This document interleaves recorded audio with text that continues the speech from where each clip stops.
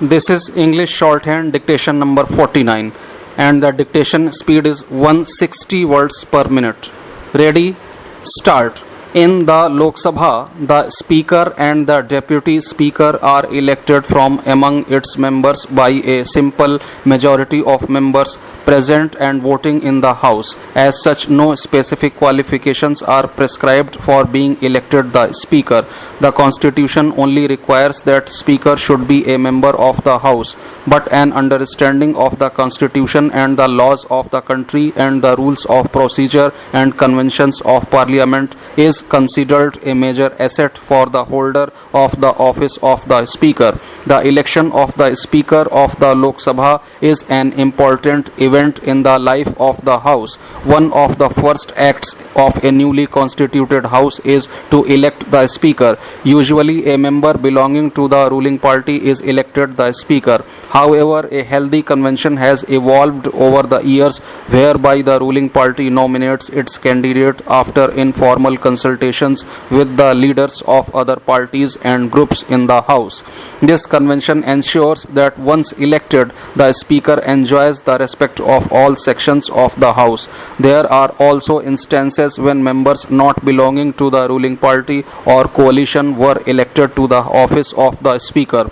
Once a decision on the candidate is taken, his name is normally proposed by the Prime Minister or the Minister of Parliamentary Affairs. If more than one notice is received, these are entered in the order of receipt. If it is a newly constituted House, the Speaker pro tem presides over the sitting in which the Speaker is elected. If the election falls later in the life of a Lok Sabha, the Deputy Speaker presides. The motions which are moved and duly seconded are put one by one in the order in which they are moved, and they are decided, if necessary, by division. If any motion is carried, the presiding officer, without putting the latter motions, will declare that the member proposed in the motion which has been carried has been chosen as the Speaker of the House. After the results are announced, the Speaker-elect is conducted to the chair by the Prime Minister and the leader of the opposition. He is then felicitated by leaders of all political parties and groups in the House, to which he replies in a thanksgiving speech. From then, the new Speaker takes over. In the Lok Sabha chamber, the Speaker's chair is distinctively placed, and from his seat he gets a commanding view of the entire House. Insofar as the proceedings are concerned, he is guided by the provisions of the Constitution and the rules of procedure and conduct of business in Lok Sabha. He also benefits from the directions issued by his predecessors, which are compiled periodically. Besides, he is assisted by the Secretary General of the Lok Sabha and senior officers of the Secretariat on parliamentary activities and on matters of practice and procedure. In the absence of the Speaker, the Deputy Speaker discharges his functions. A member from the panel of chairpersons presides over the House in the absence of both the Speaker and the Deputy Speaker. The Speaker has extensive functions to perform in administrative, judicial and regulatory matters falling under his domain. He enjoys vast authority under the Constitution. As the conventional head of the Lok Sabha and as its principal spokesperson, the Speaker represents its collective voice. Of course, he is the ultimate arbiter and interpreter of those provisions which relate to the functioning of the House. His decisions are final and binding and ordinarily cannot be questioned, challenged or criticized. The final authority for adopting rules for regulating its procedures rests with each House, but a perusal of the rules of the Indian Parliament would indicate that the presiding officers in the two houses are given vast powers by the rules. It is the presiding officer who decides the admissibility of a question. It is he who decides the forms in which amendments may be moved to the motion of thanks to the President's address. With regard to moving amendments to a bill, the permission of the chair is required. If a bill is pending before the House, it is the Speaker who decides whether he should allow amendments to various clauses of the bill to be moved or not. As regards regulating discussions in the House, it is the Speaker who decides as to when a member shall speak and how long she or he shall speak. It is left to the Speaker to ask a member to discontinue her or his speech, or even decide that what a particular member said may not go on record as part of the proceedings. If he is satisfied, the Speaker can direct a member to withdraw from the House for a specific period of time.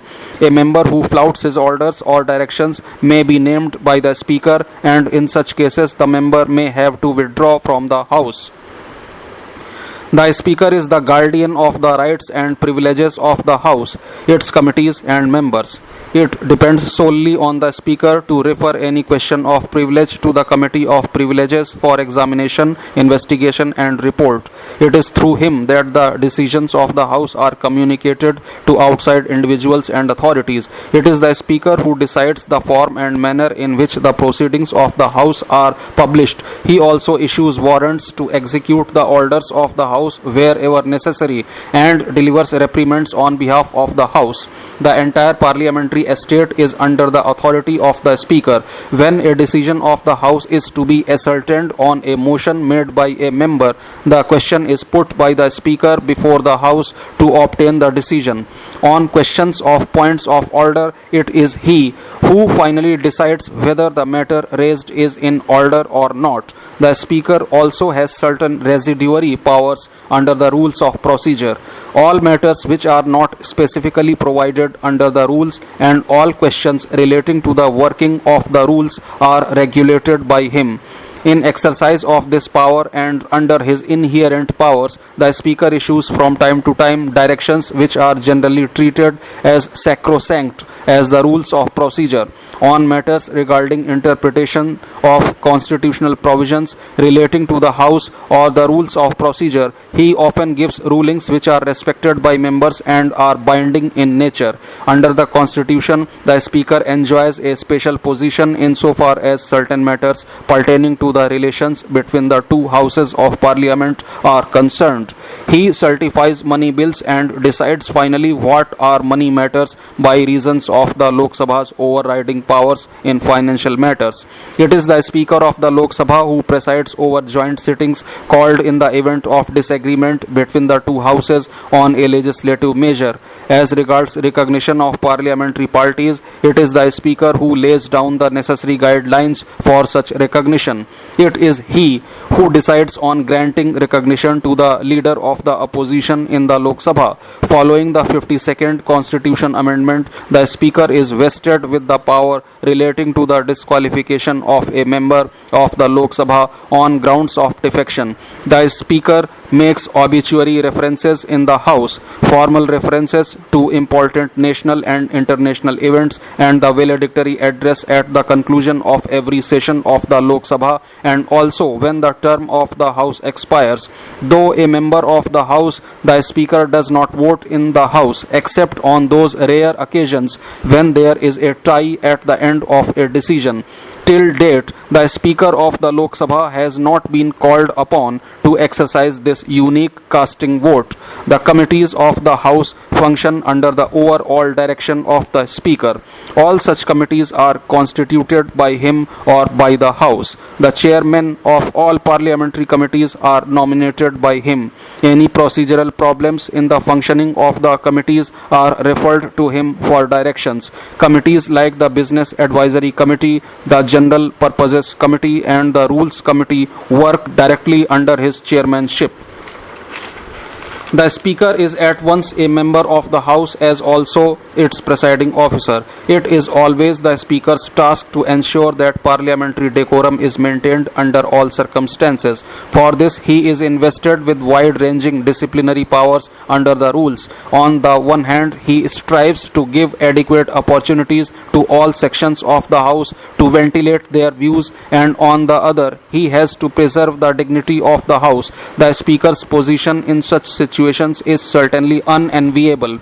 It is indeed a delicate task which calls for diplomacy, firmness, persuasion and perseverance of a high order. The Speaker also keeps open a variety of informal channels of communication with individual members and the leaders of parties and groups in the Lok Sabha. He interacts with leaders of parliamentary parties at luncheon meetings on the eve of every session. These are important occasions when he gets to know the mood of various parties on a wide spectrum of issues. The Speaker has to see to it that Parliament functions the way that it is intended to under the Constitution. All in all, it is always a tight rope walk for the Speaker.